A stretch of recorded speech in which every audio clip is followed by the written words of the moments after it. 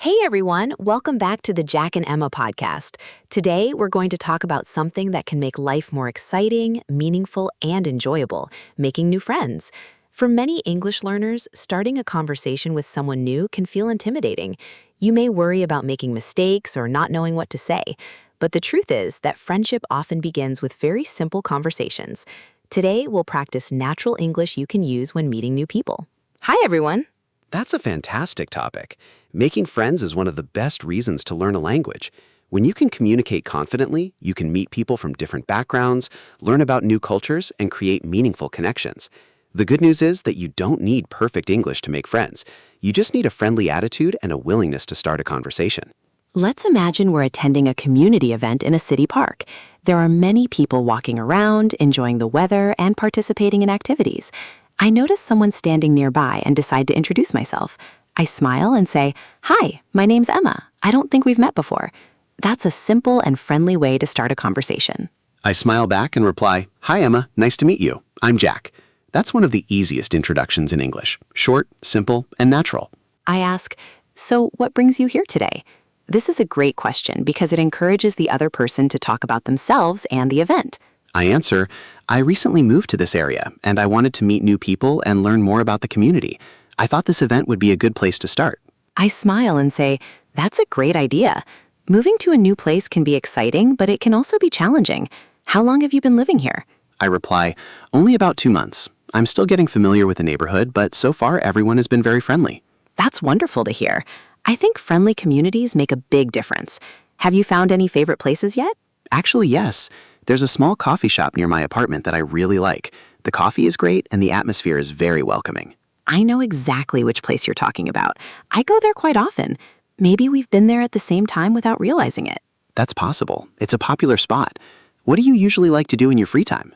I enjoy reading, walking in the park, listening to podcasts, and occasionally trying new restaurants. I also enjoy learning new skills whenever I can. That's interesting. I enjoy many of those things too. I especially like reading and exploring new places. It's always fun discovering something you've never seen before. It sounds like we have quite a few interests in common. What kind of books do you enjoy reading? I enjoy nonfiction books, especially those about personal development and history.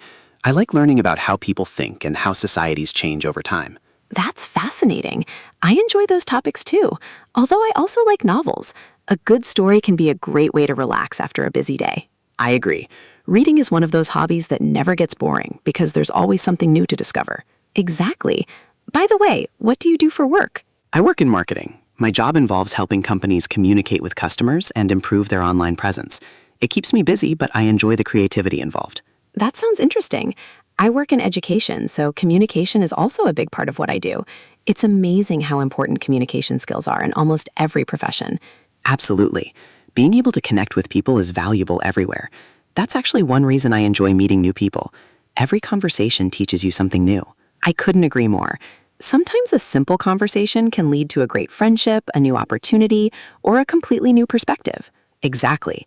I think many people underestimate how powerful small conversations can be. Since you're new to the area, have you met many people so far? A few, but I'm still working on building friendships. Moving somewhere new means starting over in many ways, so I'm trying to be proactive and meet people whenever I can. That's a great attitude. Building friendships takes time, but consistency helps. The more often you attend events and start conversations, the more opportunities you'll have. That's what I'm hoping. Everyone I've met so far has been welcoming, which makes the process much easier. One thing I've learned is that asking questions is one of the best ways to keep a conversation going. People usually enjoy talking about their experiences and interests. That's true. And listening carefully is just as important. When people feel heard, conversations become more meaningful. Exactly. Good friendships often begin with genuine curiosity and respect. Speaking of interests, have you traveled anywhere recently? Not recently, but I'm planning a trip later this year. I love exploring new places and learning about different cultures. Traveling always gives me a fresh perspective. I feel the same way. Some of my favorite memories come from traveling and meeting people I never expected to meet. That's one of the best things about meeting new people. Everyone has unique experiences and stories. Exactly. And every friendship starts with a simple introduction, just like this conversation. You know, it's been really nice talking with you. I feel like we've covered a lot of topics already. I was thinking the same thing. This conversation has been easy and enjoyable. Would you like to grab a coffee sometime next week? It would be nice to continue our conversation. I'd love that. That sounds like a great idea. Perfect. Let's exchange contact information so we can stay in touch. Absolutely. Here's my number. Feel free to send me a message anytime. Great. I'll send you a message later today so you have my contact information too. Sounds good. I'm really glad we met today. Me too. It's always nice meeting someone with similar interests and a positive attitude. Well, thank you for the conversation, Emma. I look forward to seeing you again soon. Well, everyone, that's a great example of how simple conversations can lead to new friendships. You don't need complicated vocabulary. Just be friendly, ask questions, and show genuine interest in the other person. Exactly. The more you practice these conversations, the more comfortable you'll become when meeting new people in English. Thanks for listening to today's episode. Keep practicing, keep smiling, and keep meeting new people. We'll see you in the next episode of the Jack and Emma podcast. Bye, everyone.